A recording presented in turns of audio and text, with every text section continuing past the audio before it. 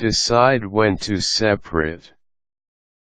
There comes a point in some relationships when you are faced with the decision whether to end the relationship or not.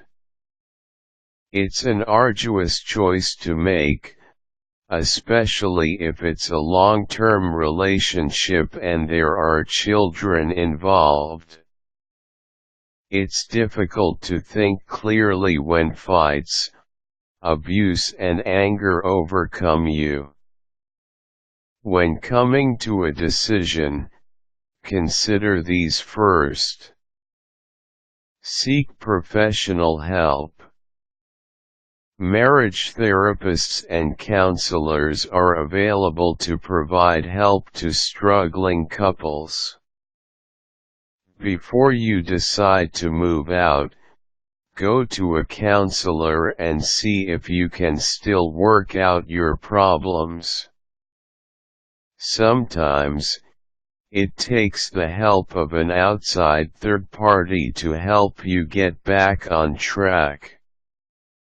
Talking to friends and relatives may not always be constructive, so it's best to go to therapist or pastor who is vested in helping both of you. Your counselor should be able to guide you in coming to the best decision for you and your relationship. Assess your feelings. Most relationships can be saved, even those that have been tested by infidelity, as long as there is an authentic willingness from both parties to make it work. It can still be saved if you both want it. However, if you have feelings of indifference toward your mate or if one person has stated he wants out, then it may be time to move on.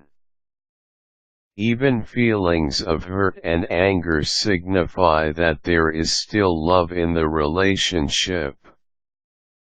On the other hand, indifference, or when you feel like you don't care about the other person or what happens to the relationship anymore, means that it has run its course. Move out if there's physical abuse. Anytime your spouse is physically violent, you need to remove yourself and your children from the situation. If you decide to work on the relationship or seek professional help, it's still best to be apart for a while because your safety comes first. Meditate or pray on it. Take your time when coming to a decision. Breaking up is never easy to take the time to really think things through. Don't make a decision in the heat of the moment, but rather make a choice when you are calm and centered.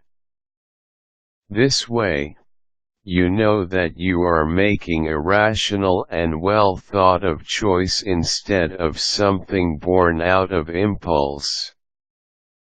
Assess if there's still enough right reasons in the relationship to work on. If you take away the constant bickering, do you still have enough common ground to work on with your mate? Do you still have common goals and shared dreams? Do you still want the same things together even if you have no children together? If the answer is yes, keep working on it. If the answer is no, you may have to accept the fact that it's over. Don't stay because of financial security, for the sake of the children, or because you're afraid that you're too old and you don't want to be alone. Think carefully and don't act rashly when it comes to deciding the fate of your relationship. Whether you stay or go, it will have long-term consequences, so tread carefully.